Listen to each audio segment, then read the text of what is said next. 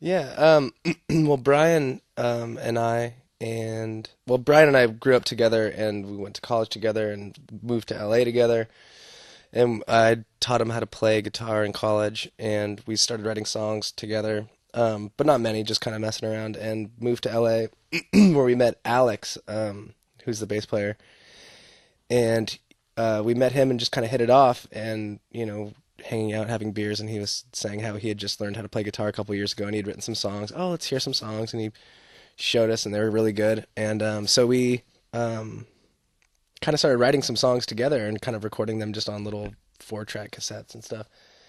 And and one of our friends, like a mutual friend of all of ours, her friend was having a art opening, like a gallery exhibit or whatever, and wanted to have like a party for it. So she wanted to have us play. So we agreed to it, and then kind of realized like, oh, well, what are we gonna, we've never played for anyone before, so we should maybe try to get some other musicians or something like that. And then like it just so happened like 2 days, 3 days later, we were out at a bar, and this girl was, hanging out with us, and we thought she was cute or whatever. And so some of her friends came back to our house, and we were drinking more, and ended up bringing out the guitars. We had a little keyboard set up, and she started playing the keyboard, and we're like, oh, she's like pretty good. Like, oh my God, we should ask her to play with us. And so she had a friend that was a drummer, and so that became like the very first incarnation of Irving, which was in I think '99.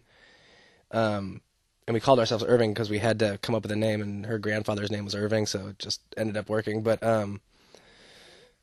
since then, but after that show, people really enjoyed it and thought it was really good, and so kind of suggested that maybe we like rehearse and come up with some more songs and start playing like real like live rock and roll gigs, as opposed to just like a art opening for a friend. So we took a few months and we did that, and then it still wasn't very serious until we actually started getting some paying gigs that were really good, and people started coming to the shows.